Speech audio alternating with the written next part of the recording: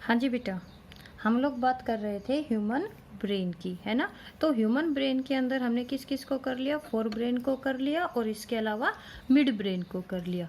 अब बात आती है बेटा हमारे थर्ड पार्ट जिसको कि हम नाम देते हैं हाइंड ब्रेन।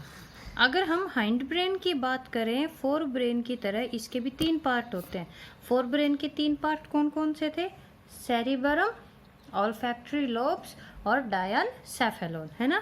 और जो हमारा हिंड ब्रेन होता है बेटा, इसके भी तीन पार्ट होते हैं। सेरिबेलम जो आपको यहाँ पर दिखाई दे रहा है, पोन्स, ठीक है, और तीसरा जो पार्ट होता है उसको हम बोलते हैं मेडुला ओब्लोंगेटा। तो हम बात करते हैं हमारे सबसे पहले पार्ट जिसको कि हम नाम दे रहे हैं सेरिबेलम। कई बार आपके पीछे मारते हैं, है ना, हम मार देते हैं, पेरेंट मारते हैं, तो हम क्या कहते हैं, यहाँ मत मारो, छोटा दिमाग है। वही हमारा सेरिबेलम होता है बेटा, जस्ट हमारी गर्दन के ऊपर, ठीक है। ये सेकंड जो सेरिब्रम है वो होता है फर्स्ट लार्जेस्ट पार्ट, और हमारे ब्रेन का सेकंड लार्जेस्ट पार्ट जो है, ठीक है, सेकंड लार्जेस्ट पार्ट कौन है? यही सेरिबेलम होता है। सेरिबेलम का क्या मतलब होता है? Little cerebrum. इसलिए हम इसको क्या बोलते हैं बेटा? छोटे दिमाग के नाम से जानते हैं। अगर सेरिबेलम की हम बात करेंगे तो ये वेल डेवलप्ड होता है ह्यूमन बींग्स में, और सेरिब्रम की तरह ही इसके भी दो पार्ट है। देखो, वो भी हेमिस्फीयर में डिवाइड था और ये भी किस में डिवाइड है? हेमिस्फीयर में। लेकिन सेरिबेलम का डायग्राम एक बार ध्यान से देखना, जैसे एक वॉर्म, ठीक है, वॉर्म क्या होता है? कीड़ा, है ना। एक कीड़े की जैसी इसकी शेप दिखाई दे रही है कि भाई जैसे उसके दो विंग्स हों, बीच में उसकी बॉडी स्ट्रक्चर वगैरह हो, और यही कारण है कि जो ये सेरिब्लम होता है इसकी जो शेप होती है वो किसके जैसी होती है? वर्मिस के जैसी होती है। ठीक है, क्लियर? चलो जी, अब जब हम इसकी बात करेंगे तो आप डायरेक्ट आओ इसके फंक्शन पे, क्योंकि इसके जो फंक्शन है वो ही इम्पोर्टेंट होते हैं। देखो, जब हम सेरिबेलम के फंक्शंस की बात करेंगे, it control rapid muscular activity. ध्यान से देखना, क्या कह रहा है? हमारी जितनी भी मसल्स एक्टिविटी रहती है उनको कंट्रोल करता है, like running, typing and even talking. हम लिख रहे हैं, भाग रहे हैं, यानी कि हमारी मसल्स को जो कंट्रोल कर रहा है वो कौन है? Cerebellum. All activities of this are involuntary. Involuntary का मतलब होता है जिसके ऊपर हमारा कोई भी कंट्रोल नहीं होता। तो देखो, इसका एक सीधा सा फंक्शन बताऊं। आप जो स्ट्रेट खड़े हो, समझे, ध्यान से सुनना, जो हम सीधे खड़े हुए हैं ना, सीधे खड़े हुए होने का मतलब समझे कि मैंने मान लो ये एक लाइन बना दी ऐसे, और मैंने कहा कि बेटा इस लाइन के ऊपर चलो, तो हम इस लाइन के ऊपर चल सकते हैं। जब एक बच्चा साइकिल चलाने सीखता है ना, जब आप लोगों ने साइकिल चलानी सीखी होगी तो कई बार गिरे होगे, और फिर उसके बाद धीरे धीरे हमने कंट्रोल कर लिया। स्कूटी हो गई, बाइक हो गई, कोई भी चीज़ होती है, हम हर चीज़ को जब स्टार्टिंग में सीखते हैं तो उस पर कंट्रोल करना सीखते हैं। और वो जो कंट्रोल होता है इन व्हीकल्स पे या किसी भी चीज़ पे, वो किसकी वजह से होता है? मसल्स की वजह से। तो हमारे पोस्चर को जो मेंटेन रखता है, ध्यान से सुना, पोस्चर, पोस्चर का मतलब होता है कि जो हम सीधे खड़े हुए हैं, इस चीज़ को जो कंट्रोल करता है वो है ये सेरिबेलम। क्लियर? अल्कोहल जो रहती है, दारू जो रहती है, वो डायरेक्ट अफेक्ट करती है सेरिबेलम को। तो कभी भी किसी अल्कोहलिक को देखना या जिसने ड्रिंक कर ली हो उसको देखना, उसके जो कदम रहते हैं वो लड़खड़ाने लग जाते हैं। उसके वो जो कदम लड़खड़ाने क्यों लग गए बेटा? क्योंकि जो अल्कोहल रहती है वो डायरेक्ट, सबसे पहले देखो, वो सारी चीज़ों को अफेक्ट करती है। ये नहीं है कि सिर्फ ब्रेन के एक पर्टिकुलर हिस्से को अफेक्ट किया, नहीं, लेकिन जो अल्कोहल है उसका सबसे ज़्यादा इफेक्ट होता है इस सेरिबेलम के ऊपर। और यही कारण है आफ्टर ड्रिंकिंग जो एक अल्कोहलिक रहता है उसके जो पैर रहते हैं वो क्या, अगर आपने उसको एक स्ट्रेट लाइन पे चलने को बोल दिया, वो कभी भी उस स्ट्रेट लाइन पे नहीं चल सकता। क्लियर? चलो जी, अब आ जाओ हमारे ब्रेन के सेकंड पार्ट जिसको कि हम नाम देते हैं पोन्स वेरोली। ये जस्ट हमारे सेरिबेलम के सामने होता है। और पोन्स वेरोली की अगर हम बात करें बेटा, ये नर्व फाइबर्स का क्या रहता है? बना हुआ रहता है। पोन्स वेरोली में आप बहुत से फंक्शन करोगे, लेकिन इसका एक जो मेन फंक्शन है वो है बिचौलिया। हैंड ब्रेन के जो दो पार्ट है, कौन कौन, सेरिबेलम और मेडुला ऑब्लोंगेटा, उनके बीच में रिले सेंटर का काम करता है। लेकिन उससे भी इम्पोर्टेंट जो ये पोन्स वेरोली होती है, इसके पास होता है न्यूमोटैक्सिक सेंटर। क्या टर्म यूज की मैं बेटा, मैंने न्यूमोटैक्सिक सेंटर। न्यूमोटैक्सिक सेंटर का मतलब है दैट लिमिट्स और दैट कंट्रोल द इंस्पिरेशन। देखो, अगर हमारी बॉडी में कोई ऐसा सेंटर ही नहीं होगा कि कितनी एयर बॉडी के अंदर जानी चाहिए, तो हम तो अपनी मर्जी, कोई ज़्यादा लेगा कोई कम लेगा, है ना। लेकिन बॉडी को कितनी रिक्वायरमेंट है, ठीक है। तो हमारी इंस्पिरेशन को जो कंट्रोल करता है बेटा, वो कौन होता है, पोन्स वेरोली।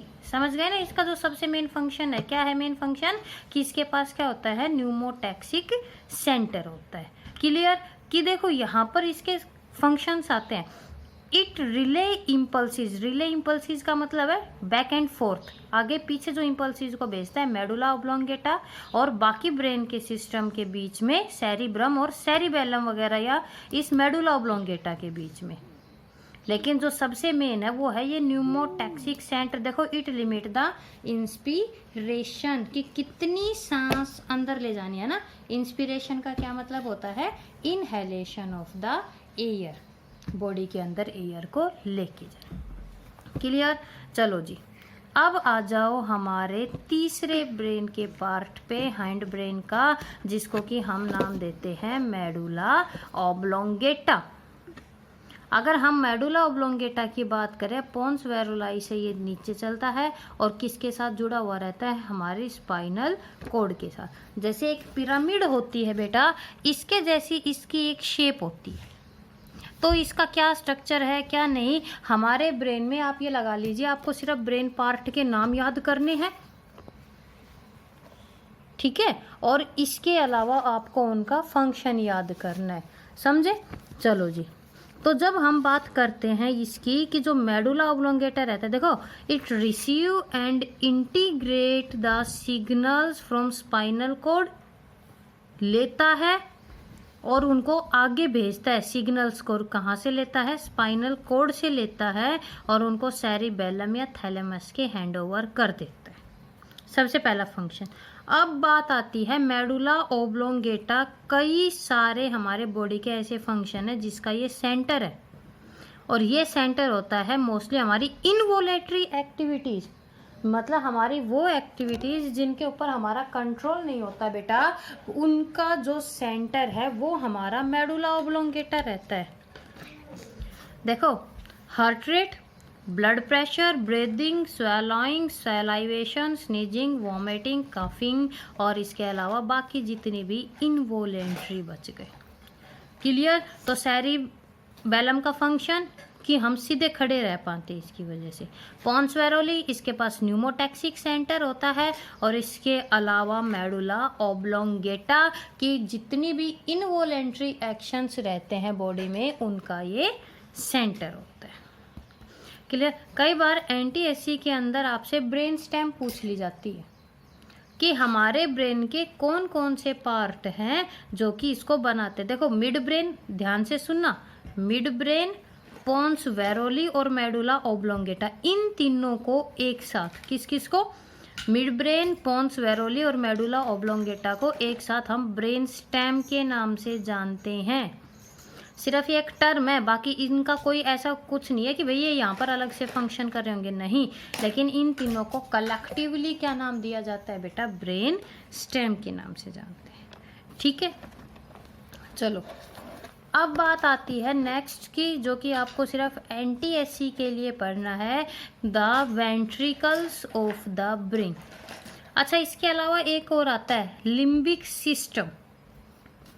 देखना, some part of the cerebrum, हमारे सेरिब्रम के कुछ हिस्से और डायनसेफ्लॉन के कुछ हिस्से। सेरिब्रम और डायनसेफ्लॉन दोनों ही हमारे फोर ब्रेन के पार्ट होते हैं, उनके जो कुछ हिस्से रहते हैं, ठीक है, उनके कुछ हिस्से ऐसे रहते हैं बेटा जो कि ब्रेन में एक हिस्सा बनाते हैं, जिसको कि बोलते हैं लिम्बिक सिस्टम। हिप्पोकैम्पस का नाम आप सब जानते हो। हिप्पोकैम्पस हम किसको बोलते हैं, सी हॉर्स को। ये शेप एक बार ध्यान से देखना, ये हमारे ब्रेन का ही हिस्सा होता है, लेकिन उसमें जो शेप बनती है वो कैसे बनने की लग रही है, हिप्पोकैम्पस, जो कि हमारे टेम्पोरल लोब के अंदर होता है। समझे, टेम्पोरल लोब के अंदर। सिर्फ एक हिप्पोकैम्पस का याद रख लो।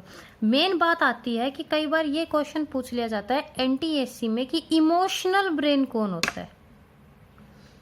इमोशनल ब्रेन आप इस लिम्बिक सिस्टम को, अगर मान लो आपके पास सेंट्रल नर्वस सिस्टम का ऑप्शन नहीं दिया और डायरेक्ट लिम्बिक सिस्टम का दे दिया तो आप लिखोगे लिम्बिक सिस्टम है इमोशनल ब्रेन, और अगर सेंट्रल नर्वस सिस्टम दे रखा है तो आप उस पर डायरेक्ट टिक कर दोगे। बट अगर सेंट्रल नर्वस सिस्टम और लिम्बिक सिस्टम में ऑप्शन आ रखा है then you will tick the limbic system. क्यों? क्योंकि हमारा खुशी, गम, डर, लड़ाई झगड़ा, फ्रेंडशिप, किसी को पसंद ना पसंद, जितना भी जो कंट्रोल होता है बेटा वो कौन करता है, ये लिम्बिक सिस्टम। लेकिन एनटीएससी में इमोशनल ब्रेन के अलावा जो क्वेश्चन पूछा जा सकता है वो पूछा जा सकता है सेक्स बिहेवियर को। ठीक है, रिप्रोडक्शन नेसेसरी है एक ऑर्गेनिज्म के, सेक्स बिहेवियर को कौन कंट्रोल करता है, सेक्स बिहेवियर को कंट्रोल करता है ये लिम्बिक सिस्टम। क्लियर? चलो अब बात आती है वेंट्रिकल्स। वेंट्रिकल का मतलब होता है बेटा कैविटी। हमारा जो ब्रेन है वो पूरी तरह सॉलिड नहीं है, हमारे ब्रेन के अंदर भी कैविटीज हैं। समझे, हमारे ब्रेन के अंदर भी कैविटीज होती हैं, और जैसे कि हमने ब्रेन की मेम्ब्रेन्स को क्या नाम दिया था, मेनिंजेस के नाम से जानते हैं। तो जो ब्रेन की कैविटीज रहती हैं these are known as the ventricles. Clear? हम हमारे ब्रेन की जो कैविटीज रहती हैं उनको क्या नाम देंगे बच्चे, वेंट्रिकल्स के नाम से जानते हैं। तो देखो हमारे ब्रेन में कितनी कैविटी हैं, 4। सबसे पहली चीज, हमारे ब्रेन में कितनी कैविटी है, 4 कैविटीज होती हैं, और ब्रेन की कैविटीज को आप क्या नाम देते हो, वेंट्रिकल के नाम से जानते हो। क्लियर? तो देखो a lateral ventricle lies inside each hemisphere of the cerebrum. ध्यान से सुनना, जो सबसे पहली जो कैविटी है उसका क्या नाम है, लेटरल वेंट्रिकल, और ये कहाँ पर है, जो सेरिब्रम के दोनों हेमिस्फीयर थे। देखो ये हमारे सेरिब्रम, और सेरिब्रम के अंदर आपको जो ये वाइट वाइट दिखाई देने के लग रहा है, इसके आगे ध्यान से देखना, लेटरल वेंट्रिकल श्योर है। और जो लेटरल वेंट्रिकल होती है this is also known as the paracele. तो जो पहली जो कैविटी आई वो कहाँ पर आई, एक ये और एक ये नहीं है कि ये एक ये नहीं, ये 2 कैविटीज हैं, एक इस हेमिस्फीयर में और एक इस हेमिस्फीयर में, तो हो गया लेटरल वेंट्रिकल। ठीक है, तो ये हो गई 2 कैविटी जो कि हमारे रहती है कहाँ पर, हमारे सेरिब्रम में। Each lateral ventricle is connected to third ventricle. Third ventricle ये देखो ये रही, तीसरी वेंट्रिकल है ये, बाई इंटरवेंट्रिकुलर फोरामेन, दोनों को सेपरेट करने वाली। And the third ventricle consist channel between the hemisphere through the area of the thalamus. इसका मतलब ये मिड ब्रेन, 2 कैविटीज तो है सेरिब्रम में, और जो तीसरी कैविटी है वो कहाँ पर है, हमारे थैलेमस के अंदर होती है। क्लियर? तो पहली जो 2 कैविटी है उनका क्या नाम है, पैरासील, तीसरी जो कैविटी है उसका नाम है डायोसील।